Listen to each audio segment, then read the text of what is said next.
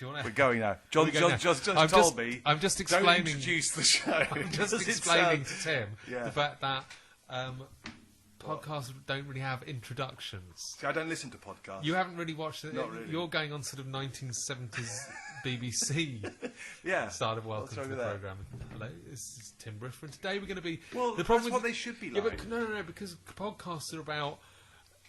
just chatting, so you can't go, ladies and gentlemen. But they're not all. Surely some of them. I mean, I thought they're meant to be well presented, and you get, hi and welcome to that. Well, if you listen to one of those American Life things where it's all, just utter wank, then maybe. But like the sort of general sort of podcast. What about Joe Rogan? They just start chatting. Okay. Well, we're doing well then on that front. But if you're going to start chatting. You can't go, ladies and gentlemen. Hello, welcome to the podcast. I'm going to be chatting to John yet again. Here we go, and here's our chat. I listened to Adam and Joe. I've listened to. That's a radio show. Well, it's the same thing, isn't it? No, it's not. It's really different. Is it? Yeah. No, okay, I don't know. Fuck it. Anyway. Well, I mean, our way. I mean, maybe, but I don't. I'm sure. Well, I've listened to a couple of others. I'm sure they're vaguely professional. Okay, well, welcome to the Unlistenable podcast with me, John Jenkinson, and Tim Burton over there. Here's our chat. Well, I just feel anyway. Fuck it. I feel it helps to just say, listen, we're going to talk about it or whatever. Anyway, you're going to do it anyway. Clearly, it doesn't. God. No. Well, we haven't got it. Well, I don't know. I feel like, okay, we haven't got a plan. Okay, we just switched on the fucking mics. We would go. John's just been having an argument with his boyfriend, and we just said, shall we just do a podcast? So just so you know.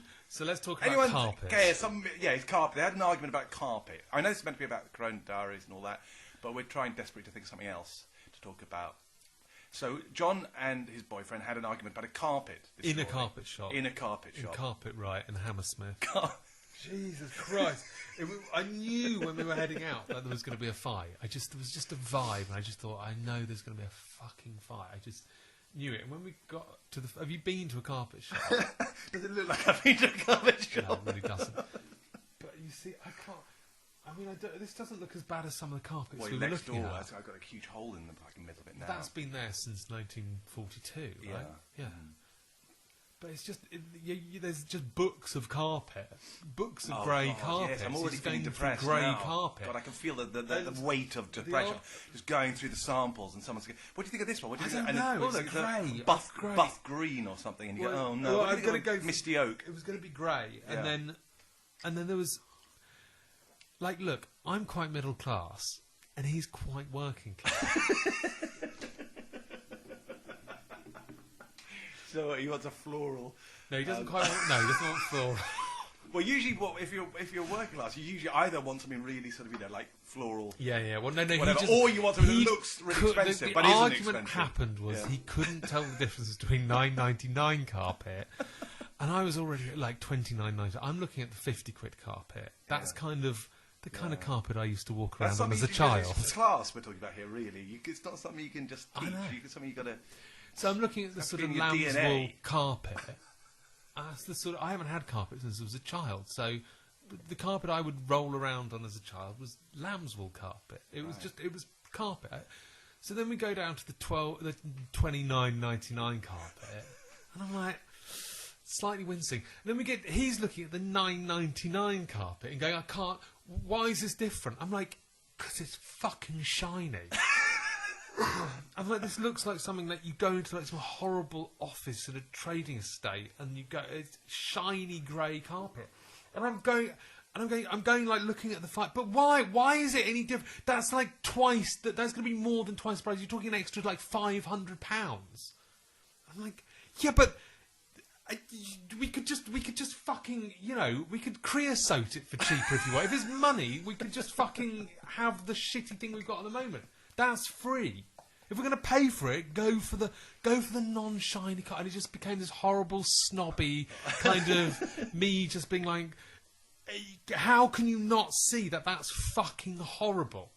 So there's just the two of us in the shop with our fucking masks on. I put my mask on for some reason, and then one woman just a laptop at the other end of the room working there, just watching us having this fight. And I just went. The next thing we were going to go to Home Base to look at paints in Brentford. Oh shit, Brentford! Yeah. So I went for I just went, okay, right. Well, let's just.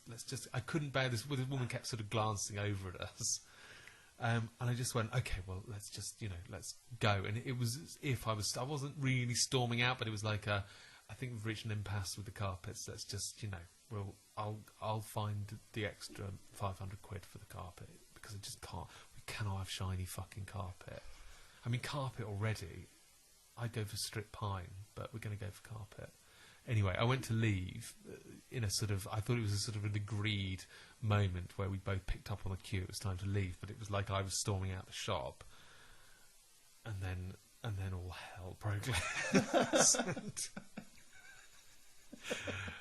And then it became not about the carpet shop. And I'm not good at that bit of the argument. I'm quite good at the before bit.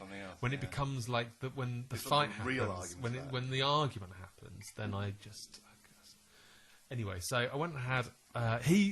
It got to the point where he was walking off home and going, oh, God, I'm going to be in so much trouble for doing this. Look, I love him. I love him so much, and he's really, really wonderful. But fucking hell. So he was storming off and saying, don't follow me. And I was like, that's the way home. So I had to then I just stood there and, 10 years ago, I'd have just gone to the nearest pub and got drunk, but I don't drink. I don't have that thing. I used to have that. When everything fucked up, I'd just get drunk, and it was like, well, that's what you do. And now I just stood there. I just stood on the pavement going,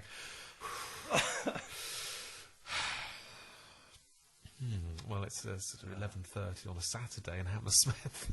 Oh God, that's depressing. What do you do? And then, so he'd done the storming off thing, and then I couldn't do the running, I couldn't do the phoning thing. So I just thought, right, he's going to go off, and then I'm going to go off, and then we're going to have this sort of standoff. So I went to Starbucks and got a cup of tea and thought, right, well, I'll sit in here for an hour, and then my phone ran out of battery, so I didn't know how long I was in there for. Right. So I was sitting there judging it by the awful songs they were playing, going, well, that's probably about 3 minutes, that's probably about 2. Okay, that's probably about 5 minutes. Anyway, this is about an hour and a half ago, and I'm here, so let's do a podcast, shall we? Right. Welcome to the Tim Burton and John Jenkins Unlistenable podcast. Today we're going to be... Oh, God, that's so depressing. That brings back so many horrible memories of arguments I've had. I was saying on the way here that I had this girlfriend who's a little... how can I describe her? An interesting bunch of people, I suppose, one way of putting it. And we used to have this recurring argument about Jarvis Cocker, who she hated. She thought he saw the devil incarnate for some reason. I never really got to the bottom of it. Do you know, she might be right, because I really fucking hate Jarvis now. Do you? I hate him now. He's come to kind of... I know. But I liked him then. I thought he was fucking fantastic in the 90s. Yeah, he was great. But brilliant. This was during his fantastic period, and she thought he was just evil. Literally evil. Not even just like a jerk or boring or something, but like sort of evil. I blame Jarvis Cocker for the state of shit at the moment. Eddie Izzard, isn't it? Both of them, really. Eddie Izzard, Will Self, Jarvis Cocker... They were all a bit so sort of stupid? Yeah, but it's more what they've given birth to. From Jarvis Cocker, the sort of second-hand clothes look, misshapes, mistakes, misfits, glasses, kind of. It's given birth to every cunt you see in fucking Hoxton. It might have happened Shoreditch. that way organically. I don't know. Well, I don't blame him specifically. Yeah, it did happen organically, but it's kind of He enabled it. He enabled it. Dog whistle. It was that. Yeah. He's sort of say in the Guardian. It's he enabled it. Tracy M, in Jarvis Cocker, Will Self, Eddie Izzard, they're all responsible for the shit we have now. That was the last sort of gasp, and then it just all went to sort of shit, really. Yeah. I remember the Strokes coming out. I remember the Strokes being the first time I was like, I'm just not into this. I sort of feel like, it was the first band. I did like that album. It was okay, but it wasn't. I just remember the first thing. It was the first band I went to see. After, there was like a period of just going to go and see guitar bands. Yeah, they went quiet for about 3 years, and then suddenly the Strokes came. Yeah, and then I remember going to see them at Brixton when they first played England, and just thought, I don't really know if I like this. And then it sort of carried on. And then Arctic Monkeys came out, and I was like, I'm just listening to the Stones from now on. Mainly 90s Stones. A lot earlier than you. Yeah, but you don't listen to 90s Stones. Which no, I don't. I don't listen to 90s really anything. But you know my obsession with great art gone. Sort of Gone horrible. I know. The 90s Stones, 80s Bowie. 80s everyone except for Bryan Ferry. He's the only one who actually maintained some dignity for some bizarre reason. Oh, I mean people from the 60s and 70s yeah. There were good people around then. There were some. Yeah, Bryan Ferry did, but he was sort of terrible. Oh, I don't know. I don't think so, actually. I don't really think so. I think Annabelle's Mary yeah, but that Helvin was exactly why it worked, because he was just sort of... Because there was that huge Annabelle sort of scene, and it was just... He just somehow, turned it into an art form somehow, that sort of... what do you call it? That sort of sterile sort of, empty dance floor loneliness sort of thing. He sort of turned it into... So he just created the soundtrack for it and made it just sound... God, that's just the right music for it. Yeah, you might be right, actually. Okay. I think that's the difference, actually, because he sort of embraced coldness, whereas the sort of McCartneys and the Stones lot during the 80s and 90s sort of tried to be themselves, but added these horrible cold synthesizers and drum machines. So they're trying to be upbeat and poppy with horribly sterile shit behind it. The Stones in the 80s is really interesting, because they look seedy. They look like seedy old men. Yeah. It was a really odd period. They look slightly clammy, slightly seedy, slightly...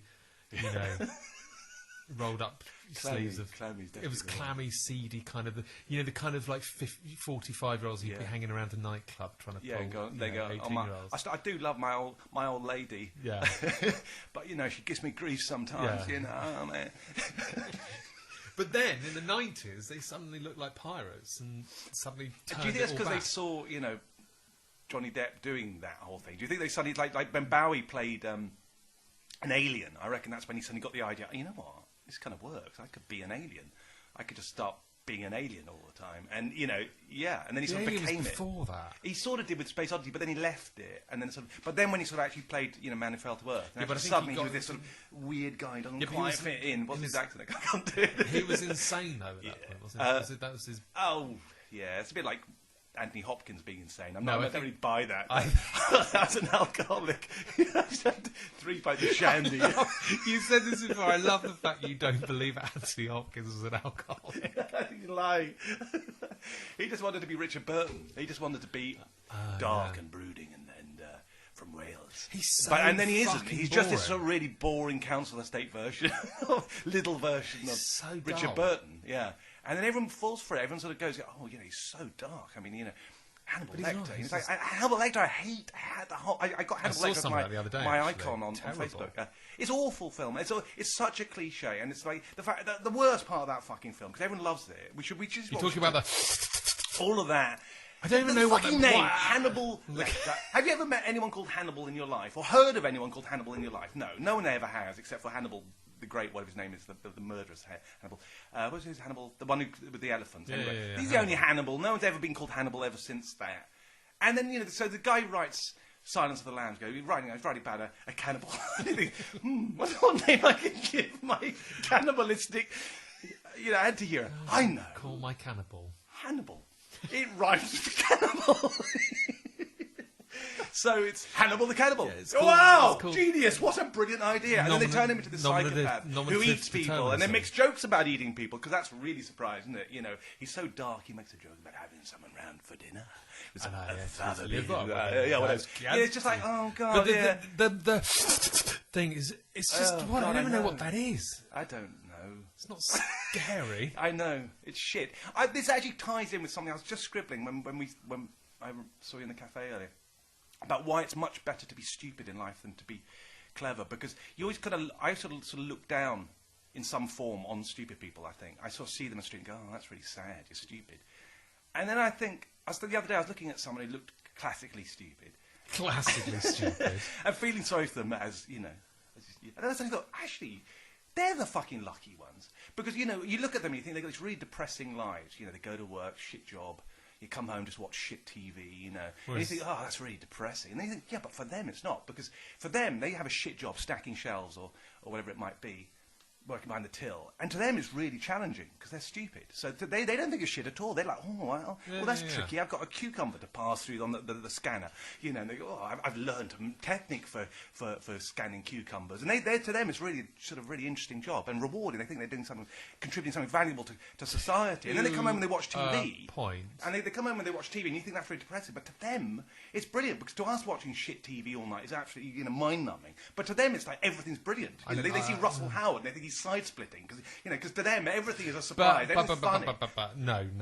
I think species-wise, you're right. Yeah. I think being a fucking some sort of mollusk is probably preferable to being a mammal. Like I think you're sliming around at the bottom of a rock pool. Yeah. You're having a much better time than if you. Yeah, but it might be a bit low on thrills. Yeah, but I mean that's the disadvantage of being, a mollusk. It's like high on cruise like along. High on thrill life is pretty much guaranteed to have a high on misery. Yeah, as well. but quite a lot of adrenaline kicks. I mean, if you're a lion in the Sahara or whatever. Yeah, but you watch those. This is why I fucking hate the David Attenborough programs. And you're running away from wilderness. Can I just say about David Attenborough? Yeah, he's not a prick. I am fucking dreading him dying. Oh God. Because it's going to be endless. Oh, David Attenborough is going to be dead. He's a great treasure. What is it? Treasure. National treasure. Yeah, let's bury him. I think David Attenborough is. I mean, I've heard he's a bit of a prick. Have you? Yeah, and you get that vibe about him. Well, I don't know. Yeah, I don't know what to say. I haven't watched anything of his for about 20 years. So, to be honest, I did like him. I mean, miserable. Oh, they God, just yeah. well, no animal is having a good time. You see something and then it's about to be eaten, or you see something and it's starving. That's all this program is. It's like wherever you go. I was watching one the other day about penguins who have to take their egg. They have to huddle in this fucking freezing thing, and they have to balance an egg on their feet, and they have to shuffle across fucking, ice scapes for fucking ever with the wind, and it's just fucking miserable. And if they drop the egg, it's fucked, and then they've got to. And I just don't get why they don't just fucking drop the eggs and go, let's just like fucking just all not procreate and just stop the next generation having to do this fucking awful life of shuffling around trying to get an egg to a fucking, I always wonder if they know why they're doing it. I mean, I wrote this thing about the incubator bird that goes through this absolutely crazy process to incubate its eggs. Have I mentioned this to you? The Australian incubator bird. They thought it was a mythical creature, and then eventually someone discovered it because they'd heard these stories about them building these 20-foot mounds where they incubate the eggs. I've never mentioned this on here, have I? No, I don't not think boring so. the audience, I'm just boring you. Okay. Yeah, I'm zoned out. You told the audience. Well, basically what it does is it's sort of, for some evolutionary bizarre reason, its eggs are too big for it, and it lays too many of them, so it can't actually incubate its own eggs. It can't sit on them. It lays 35 or something in a row, and they're all big, and it's a small turkey-sized thing, and it can't do it. So over eons, it sort of developed this thing somehow where it built these incubators. Yeah. And what it does is it builds them in the autumn. It starts building them, and it builds this big hole in the ground. And so first of all, and it's got like little small feet, and it builds this sort of massive, deep hole in the ground. And then it starts, when it's a certain size, it then starts scraping leaves and twigs and whatever it can find, vegetation, and just puts it in there, scrapes it in, so it's fill. Yeah. And this is the basis of the incubator. This is the heat source. Then it covers it with a little hole. And then when the rains come, the rains tip into this thing, and it starts to heat up, ferment, which is, like I say, the basis of the incubation thing. Then it starts then building a mound on top of that. And this goes on for months, I think. And it starts scraping this sand and earth or whatever on top of this thing until it's 20 feet high or something like that. Yeah. And then, I'm trying to think of the whole process. Then, anyway, at some point, it starts laying the eggs. It's ready for the eggs. In fact, I think before it leays them and then builds the mound on top or something. And then it breeds like 35 of these eggs, and it has to basically get up at 6 a.m. every day, and basically it sort of has to keep the eggs at 35 degrees constantly, or whatever it is, constantly. If it moves by 1 degree, all the eggs die. Right. So it has to sort of maintain this thing, and the way it keeps it at a stable temperature, because it's in the desert, by the way, so the temperature's going freezing at night and hot, boiling in the day, and then it's also over the seasons it changes. So it has to maintain it at this exact temperature all the time, and it does it by a combination of things. One is it has a beak that acts as a thermometer and a barometer. So first of all, gets up in the morning, sticks its beak in the ground and in the air. Well, first of all in the air, so it works out what the temperature's going to be later that day, right? And then also sticks it in the mound to find out what the temperature's inside the mound. And then basically, depending on whether it needs to be raised or lowered, it will either lay out sand that will heat up in the sun, and then it'll scoop the sand on top of the mound to heat it up. Right. Or it'll drill little holes in the side to cool it down. It's maintaining this exact temperature all the year fucking round. Right? Anyway, eventually the eggs hatch. And then when they hatch, they immediately run off. They never even see their kids, basically. They're like the worst adolescents you could possibly imagine. You know, they just go, all right, thanks, Mum, thanks, Dad, I'm off. And basically they only see them literally for about a day. Literally one day, and then they fuck off. Right. So they go through all of that for that. And you think, the question I was thinking is, like, you know, did it know when it started digging the hole why it was digging the hole? I mean, it would never have seen anyone else do it, by the way, because they're shy of each other. These incubator birds, they run away from each other. They're so weird. So they won't have ever seen another incubator bird build one of these mounds. So how do they know how to do it and maintain it, all this stuff? But also, what were they thinking? Like the penguins with the eggs, what were they thinking when they're carrying that damn egg or whatever it is? Like, did they know that there's a little baby penguin inside, or did they just go, I really feel like playing this egg right now and carrying it like a game of football or something like that? You know. Well, Because they wouldn't have seen one. How would they know that? Well, that's what I think. It's like our lives, because we don't know. When we're fucking some hot chick, some goth chick we picked up somewhere, you know, we're not thinking of, oh, this is great, I'm going to have a kid one day, you know. Yeah. That's what the sort of, our sort of species is thinking. Yeah. Our kind of whatever it is, our you know, universal consciousness or whatever. But I think it knows that. I think most of But we're just trying to get in the pants of some chick. I think most of our life is like that. This is why I think alcohol and drugs are so exciting, because when you get drunk after about 5 pints, for me, it's like I'm disentangled from that fucking, I've got to, you know, shuffle around with my egg, and I'm free of it. Come on, let's go, let's run, we're free of the stupid fucking human thing. We can just run around and take our clothes off and fucking drink and climb lampposts. And then you sober up. Tomorrow we'll be back to the, I go clean my teeth, wake up, put my trousers on, go to work, do that. You know, our lives are like that. We don't want to particularly be doing what we're doing. Yeah. I'd much rather be doing other stuff. I know. I'd much rather be doing wilder, more exciting stuff. But no, I'm going to fucking carpet ride to look at some fucking grey carpet. God.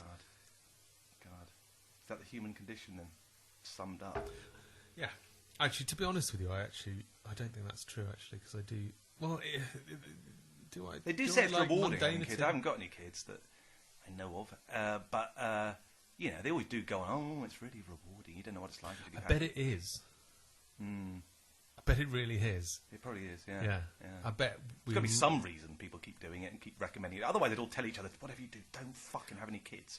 And they don't do that. The thing is, it's not in me to want a kid. I just don't. I don't think it's in any man really. It's like women and threesomes. They sort of theoretically say they want a threesome, but if you actually ask them, they always go, so should we do it? They always go, well, not tonight. You know, some other time. And then when they do it, they love it.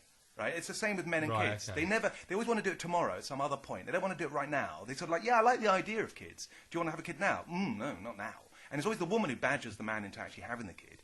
And then when they have them, they love them. You know, like I say, women and threesomes, same deal. You know, and you think, why don't we do this all the time? And they go, oh, I'm surprised. Having a kid is such a strange, like, monument. It's the kind of thing I imagine one in like 500 people would consider doing. You know, it really no sane man would actually choose. But any couple, I mean, especially men, they get nothing out of it, really, in the scheme of things, compared to women. I mean, women actually might do a lot of work, but they get that constant sort of love and stuff back. But men, they do all of that shit, and they're at work all the time. They don't even fucking see the damn kid most of the time. You think, why are you doing it? I mean, what do you get out of it? You come home, they're rude to you, and then demand some pocket money, and then you know, and then you go, Dad, and then make a joke about you with their fucking friends in their next door room, and you're just sitting there just like this Wally that has to. Well, it's sort of like not having kids. Like as soon as you have kids, you're the next one on. You know, they're the next generation in front of you that's going to outlive you. Yeah. There's a part of me that's sort of still. Oh, I have no interest in that sort of genetics, sort of carrying on my genes. It's funny. I think that's. I don't give a shit. Maybe it's a thing with if you create art, because that's why I'm so determined to sort of leave behind as many songs and stuff as I can, because that's my sort of immortality. But kids, I just sort of like think any fucker can just fucking spunk into woman. You know, it's like it doesn't exactly take talent, does it? I mean, And also the genes get weaker and weaker. Like, I mean, you have a kid, it's only 50% your genes. And then, the next lot, it's, 25%. And before long, you just vanished anyway. I mean, Yes, it's true. So what have you really contributed? Maybe your nose, or something like that. I don't. Might be the worst sort of feature. legacy thing, you are.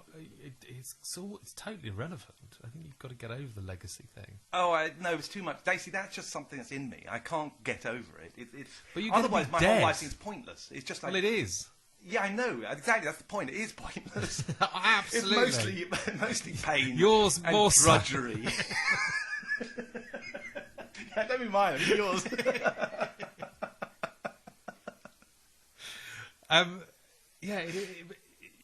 It's because it's so incomprehensible that one is going to die. That but if you actually could really have a think about the fact you're going to be dead, it doesn't fucking matter. Yeah, on some level, that's what psychopaths think. I saw actually Michael Portela talking about this, talking of psychopaths, and he was asked if he wanted to leave behind a legacy. Yeah. As a politician, no, I don't think about it at all. It's like, when you die, and that's it. And that's, I think, classic psychopaths. All psychopaths I've ever spoken to about this. Really? They all say, when you die, you die. And if you mention an afterlife, then they freak out. Some of them, they really do. It's a known thing with psychopaths, actually, because it's the only thing that could be more powerful than them, and they know that's a possibility. I've had guys really flip out when I've mentioned that. Sort of talking about afterlives and the possibility that your soul might live on, and they're like, no, it doesn't, and you go, whoa, what did I fucking tap into there? But I mean, for most psychopaths, I think they just genuinely think that's it, you die, that's it.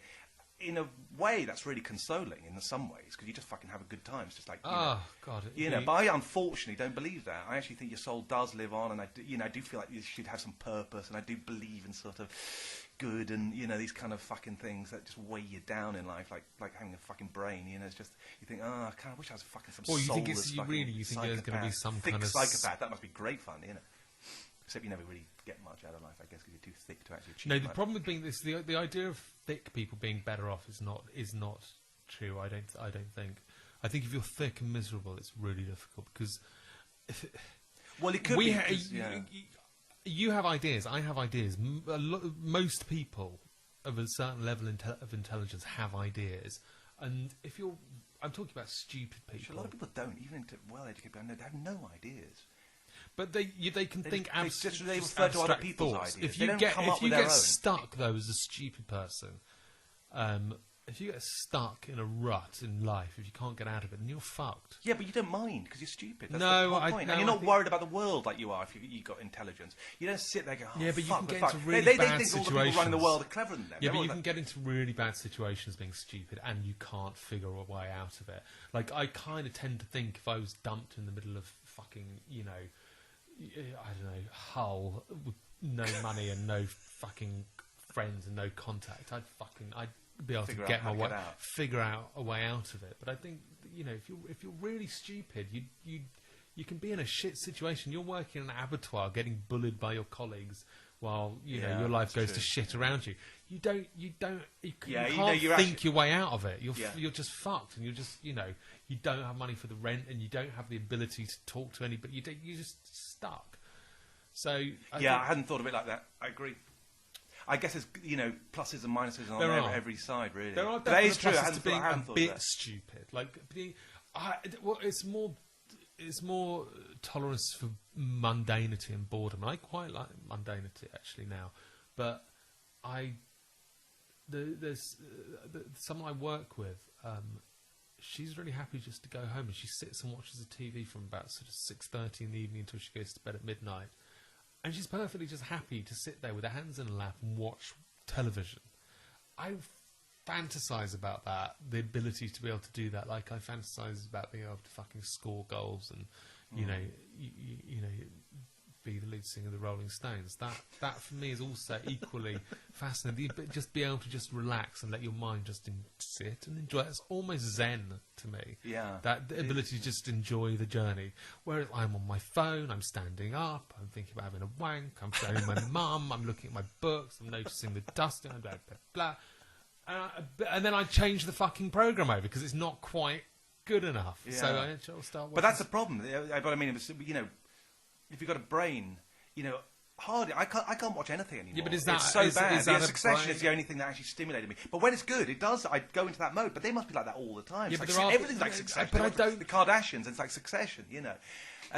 You know, it must be great. You're just surrounded by brilliant art, brilliant comedians. I don't know if our inability to sit and watch programs is down to, you know, our superior intelligence. I think it's down to ADHD. I think it's being distracted. I don't know. I don't actually think so, because I'll focus on something if it's good.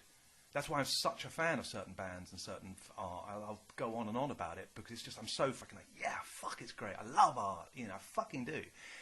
But there's so little of it that stimulates me, because it's sort of, you know, when you start writing, you watch a movie, I almost always fucking know the ending in advance. I mean, yeah, not say about 4 times out of 5. You know, I really don't. Oh, fuck. Well, it depends what movie you watch. But I mean, if it's just whatever comes up on TV, I can usually guess what's coming. You know, once you know about script writing, you know, if they sort of pass a sort of a nuclear weapons dump or something, you know that's going to come in later and they're going to set fire to it and it's going to blow up. You know, you can just know all the tricks. You know, oh, that guy, well, he's the killer because he's the guy everyone trusts. And you start to know. I get bored. Things have to have a sort of bite to them for me to enjoy them. I have to know that something's going to slightly. I can't sort of watch something. I said BBC dramas are just fucking unbearable, because you never know. You know they're just not really going to go anywhere. Yeah. They're never going to really jolt. But isn't that why you like Fleabag? You know. But the reason we both like that. Yeah, I know. But that's like the rare fucking one show in 10 years that we both really liked. But that was because it surprised us. I mean, we didn't know what was coming. There was a bite in it all the way along. There was always there was a little. But that's the thing. But that's because it kept us. It actually kept us entertained, kept us wondering, kept us double guessing and surprised and amused and all that stuff. But it's because we get it so rarely. Did you watch Killing Eve? Writer. No, I haven't seen it. You see, it was so fucking banal, but like dressed up as a good series. It was really fucking BBC. All BBC dramas have the fucking vibe of Doctor Who about them. I don't know what it is. They all look like Doctor Who. They all feel like Doctor Who. They always feel. Even the really good dramas, you just know they're just not going to be. I know. You know, they're not going to be Succession or Twin Peaks or fucking something. It's that feeling of them pulling their punches. That's the thing. That's why I hate so much art right now, because you know they're not written from the heart. If any great work of art was written just with no compromise, it's always something. This is what I like. This is what I want to see. This is what I believe in. This is what excites me. Every great artist has worked like that.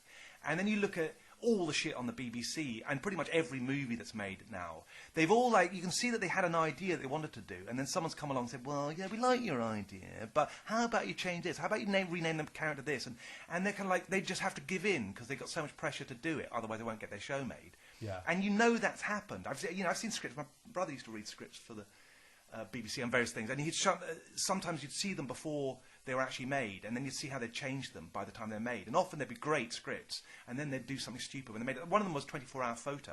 He saw the original of that, the Robin Williams film. Oh, yeah. Robin Williams film. Yeah. And he really liked the script. He had to sort of give his opinion on it, whatever you call that, critical thing. That's his job. And he said, oh, this is a good one. And when they ended up making it, I mean, the opening scene shows. I'm not going to give it. This is not a spoiler because it's the fucking opening scene, right? 90s. Yeah, but just to give you an idea, this is actually happens in the movie. It begins very early with him being arrested, and then it goes back in time to him working in the shop, and then you. So you've given away the ending at the beginning. That. It's like, whereas what was brilliant about the original script, according to my brother, was that you never knew whether he'd done it or not until the final thing. So you're always like, did he do it? And so all this tension was there the whole way. Yeah. So probably some fucking director, moron, or some producer, said, oh, why don't we pick this up a little bit and start with him being arrested, and completely blows the whole fucking movie because of that. Another one that got me actually was the remake of Willy Wonka's Chocolate Factory, or Charlie and the Chocolate Factory. That was all right. Oh Christ! I don't know how you can say that. I couldn't. I watched it on a plane, and I gave up before it got in hard anyway. But I tell you why. Because I tell you. Well, there's a couple of reasons, but fundamentally, in the original, right? Yeah. As told by Roald Dahl, the fucking genius who came up with the fucking idea, along with many other brilliant ideas and scripts and whatever else. It starts off, and you don't know whether Charlie's going to. Well, you actually think he's never going to get out of his poverty, living with his 4 grandparents in one room. It's tragic. You really want him to win the golden ticket. It's his only hope in life. And then he gets a chance. Oh, and it's not a golden ticket. And he does that a couple of times, and finally he's given up. And and then he lucks into it, he finds the coin, and then whatever. In the fucking remake, it starts with this is Charlie, whatever his surname, what's his name? Charlie Bucket, you know. He's living in poverty with his poor grandmother. Little did he know, he was about to become the luckiest boy in the world. It's like, oh, great, now you've given away the fucking twist. You know, the surprise. That's so emotional when you watch it, especially as a kid. It's like, oh, he's won, yes, he's going to go and visit the fucking chocolate factory. Presumably you knew that was going to happen. Well, of course I know, because I've seen the original and I've read Yes, the book. it ruined it. Oh, no! I'd forgotten that he Yeah, I know it's kind of give away the title and all that. Yeah, but Charlie the fucking chocolate factory. Charlie doesn't go to the chocolate factory. Wouldn't have really sold many tickets. But if you know, but anyway, you know, when I watched that at the cinema, I didn't, you know, because it's actually, I think, the second film I ever saw at the cinema. The Gene Wilder one? Yeah, which is a work of genius, I think. And like I say, and anyway, it's brilliant fucking film. And so any kid watching it now would just go, you know, okay, he won the ticket, yeah. It's like, you know, how would you not know that's a stupid thing to put in? What storyteller gives away the ending? It's like spoiler alert, you know, but without telling you it's a spoiler. It's the dumbest fucking thing. There's another scene, by the way, because the rest of the scenes that imitate. I know what you're pretty going much. to say. Do you? Yeah. Which one is Dad. it? No. I'd given up before then. Okay. It's the bit where it goes what a genius Willy Wonka was. And Willy Wonka was this absolute fucking genius. He came up with this idea. But not all his ideas were good. For example, he decided to build this palace or something like that out of chocolate in India. Well, I wonder what's going to happen to a chocolate palace under the heat of the Indian sun. Well, it melted! What a surprise! You know, so I'm watching this going, so his chocolate palace melted. Yeah, I knew it was going to melt because it's in India. And, okay, so I'm not really very surprised. Yeah, this is the one scene he added, Tim Burton added, because the rest was exactly the original. But the one scene he came up with, the two ideas he came up with, were both the most shitty ideas you could possibly fucking throw into that movie. Like, for example, so not only did, I could see that coming, but it's like, you just told me he's a genius. What kind of genius builds a fucking palace made out of fucking chocolate in the fucking heat of India? He's not a genius, is he? He's a fucking retard. So it kind of undermines the genius somewhat of him then having his empire. And it's like, so yeah, by that point I was just, no, I can't watch any more of this fucking shit. So yeah, I didn't watch the rest of the movie. This is 12 gin and tonics later on a flight. I don't drink that. I can't. Fucking chocolate palace in India. What the fuck? Call him a genius. What the well, come on, you've got to have suspense of certain things that are the basics of storytelling. You know, they really are basics. It's the sort of thing you'd learn if you're writing and doing an essay class. I think Willy Wonka. He's called Willy Wonka. I don't think he's like a genius in the way that he's meant Stephen to be. Hawkins is No, a he genius. is though. He absolutely is a genius. He's come up with fucking everlasting bubble gum and fucking floating lemonade. And yeah, you've got to be kind of a genius to do a lot of those things all in a row. Television, where you can transport people by them. You know, he's a fucking genius. He would that kind of level of genius does not suddenly go. I've got another idea, by the way. But it's a chocolate fucking palace in India. Newton was into alchemy. I mean, Isaac Newton was into alchemy, wasn't he? I mean, people. But that was several hundred years ago, and they didn't really know it. I don't know. I mean, you have to have asked building him a chocolate palace in India is who fucking knows? Stupid. Yeah, exactly. So it kind of slightly and that's the only ideas he contributed to it. Were the biggest shit. It's the sort of thing that you know, if you're a director and they sort of suddenly give you someone's nephew. Do you know Tim Burton's a really shit director? He's fucking rubbish. Edward Scissorhands is quite good. Even that's pretty bad when you dissect it. Fine, but yeah, it's better than at least visually it's all right. I thought Ed Wood was really good. I liked Ed Wood actually, but apart from that, I only saw a bit, but I liked it. Has he done any other he's films? Unbelievably shit. But he has made consistently shit. Night Before Christmas is really stupid. That's not him. Plotting. I didn't really mind. He did. Well, what was it? I don't think he directed that. I think it was. Oh, okay. It's really meandering story-wise. There's a load of them that just go, that stupid one with the aliens that take over or whatever. I thought that because it looks good when you see the pictures. Yeah, Mars Attacks. You look at the pictures, you go, this looks really fun, you know. And then you watch it, and it's really slow and boring, and it's and then really obviously stupid things happen, and you go, and it's really badly told. The pacing's really bad. It's ripped off the Attack of the Killer Tomatoes as well because they all die from being played. Some cheesy music, isn't it? God, it's a dull film. It's also it's what boring people. It's like their idea of darkness is Tim Burton. Yeah. It's like people who live in Croydon and become goths, and they sort of go, "Oh, I want to reinvent myself because I'm actually called Sharon." And you know, this has been quite elitist. This podcast. Oh, it's really snobby. It really, yeah. We've been talking about being middle class, having better taste than the working class, being more intelligent than average by miles, being much better artists than various incredibly successful Hollywood producers. And how, they should have listened to us instead. Yeah, it's quite arrogant. No, but you're right. Tim Burton is really sort of... We talked about this before, about ideas for things we should discuss, like sacred cows and movies, because I've got a few of these, I won't go into them all, but I've got a couple that I just hate, that everyone loves. I mean... Do you know what, though? It's very risky doing this, because when I hear one of my sacred cows, but when people don't like one of the things I love, I really think they're kind of stupid. I know what you mean. But remember when you told me you loved Frasier, and I told you why I hated Frasier. Yeah, you sort of did. You sort of said it's really quality TV, which is what everyone says about Frasier. I think it's good. And I told you in about 3 minutes why I hated Frasier.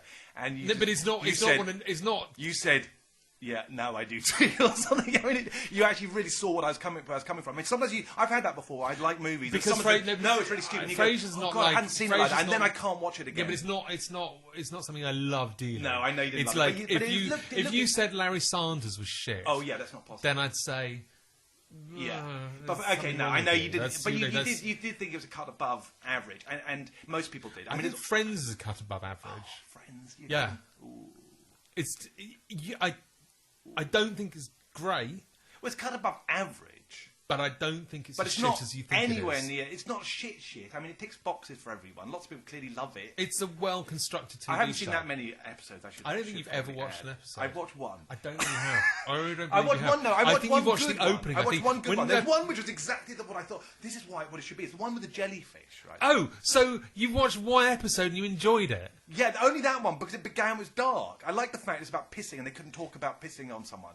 And I thought, this is what I would like from a fucking thing, because it's got a bit of an edge. That's what it's like. Yeah, but it's not normal. Everything else I've ever seen is really predictable. They prattling about in the fountain in the title sequence is horrible. Oh, and the music. Yeah, and then it's all the coffee shop. Hey, yeah, I've had a terrible year, but I live in fucking Manhattan with all these beautiful people. Oh, God, and he built a fucking palace out of...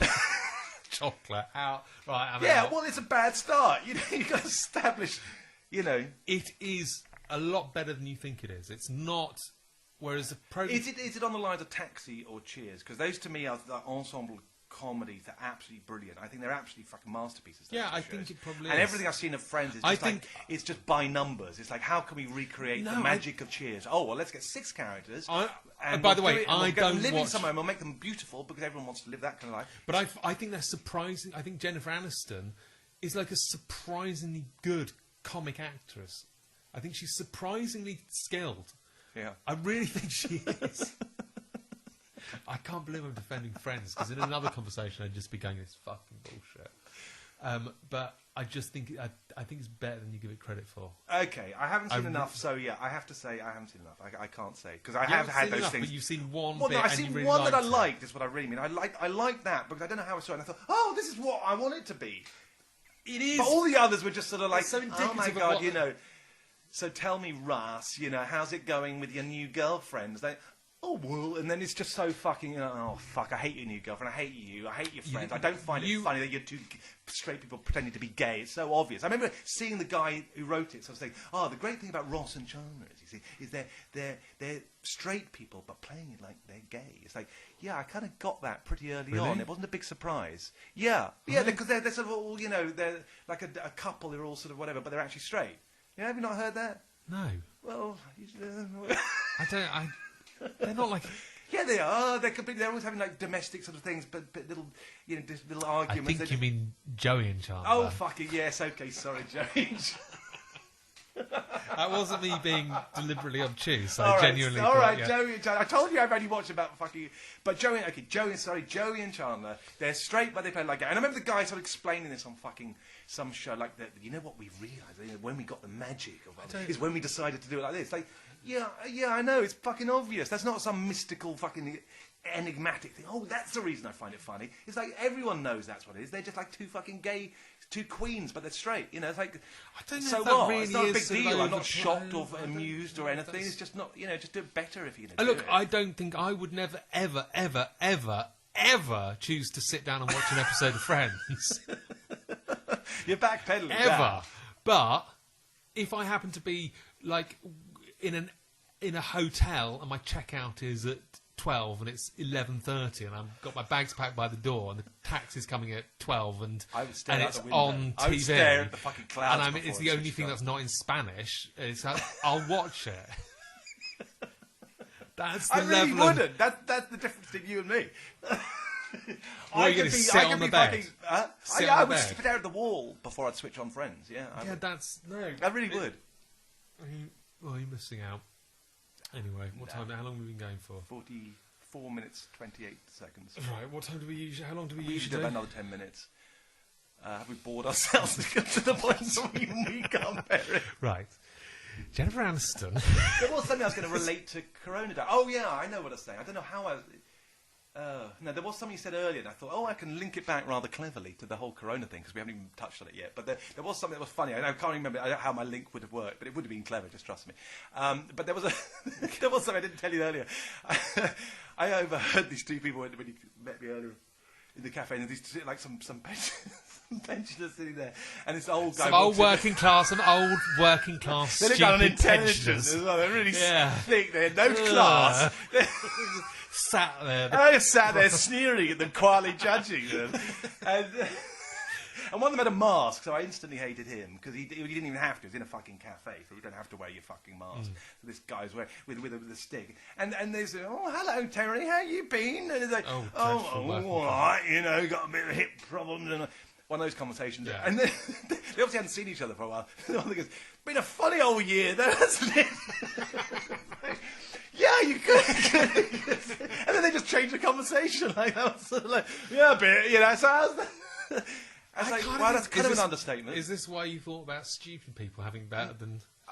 well, a bit, actually. A little bit. I was thinking about it before, generally. But yeah, in that, they're not worried. I spend my whole fucking time going, we're run by half-wits and corrupt politicians who don't know what the fuck's going on.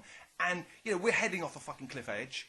I'm a little concerned. We're heading towards tyranny, possibly. Very, very likely, the way things are. Yeah, I mean, it kind of weighs down on me once. But these people, it doesn't even cross their mind. They just think, well, Boris is saying you've got to wear a mask. Oh, is he? Oh, I didn't know you had to. Well, I'll do it then, And they just have implicit trust. I think one of the most scary things about it at the moment, I've realised, is if we're not heading for tyranny and this hasn't been a plan, it's either we're heading for tyranny and there hasn't been a plan, and it's all been part of a plan. But if there isn't a plan, and this is by accident, if anything slightly more dangerous than this affects us, we're fucked. There's no leadership. We're completely fucked. Yeah. Imagine if an actual threat. Imagine if Ebola. A war or something. Yeah, a war or Ebola or just anything.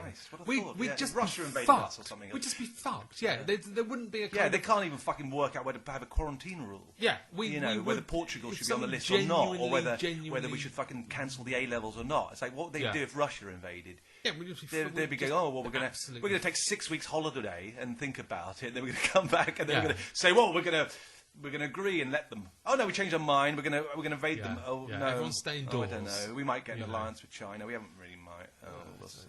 Yeah, no, we're doomed. Right, is that 10 minutes? It feels like it. Let's finish. Okay. All right, I'm going to go and find. See if I still have a relationship. The pieces of your relationship. Yeah, it really is. It's one of those things where I'm hoping the It'll phone call probably be fine. I've been through thousands of these situations. No. And even if it goes to shit, which it might, you'll probably be able to rescue it. I still don't have to have the shiny carpet. You won't have the carpet, exactly.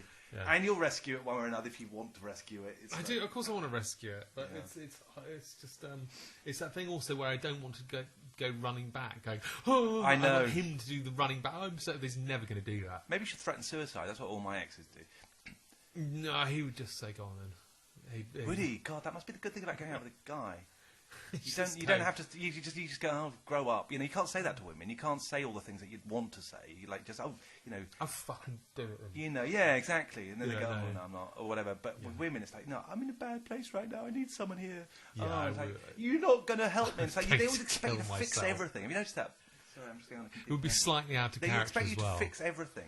Sorry, I've just got to mention this because this is something. Okay, we've done snobbery. Let's just finish with misogyny. It's like the bonus track. The dodgy bonus track. A bit of misogyny because we've done, like you say.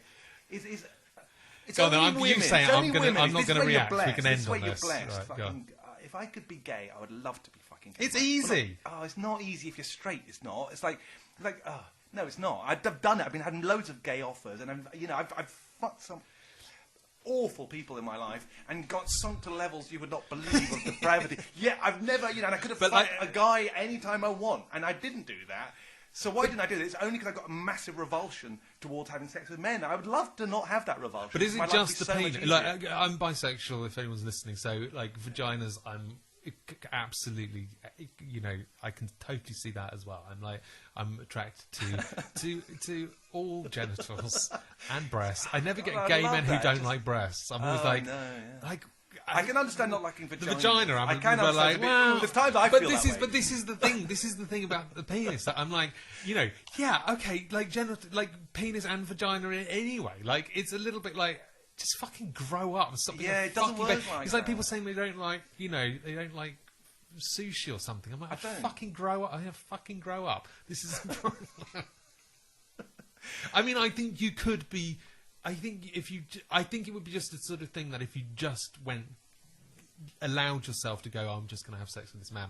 If you just sort of said, fuck it, you would get over it very quickly. No, I wouldn't. I would not, because one, I would have that.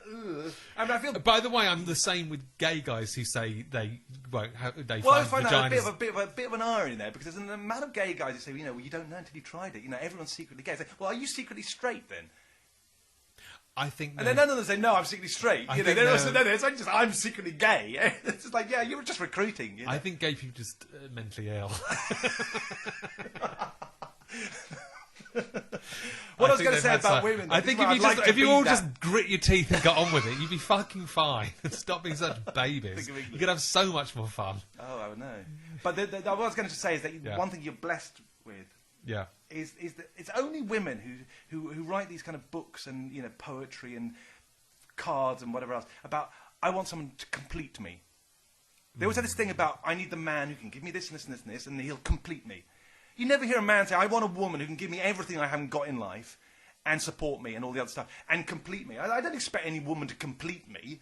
I expect them to give me blowjobs and that's about it.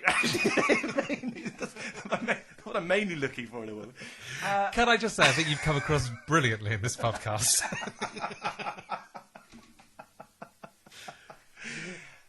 Yeah. Right. And on that bombshell, let's go and watch Friends. Oh, Christ. Okay, I'm off to slash my wrist and pick up the remains of my non-existent career. Goodbye, everyone. Bye.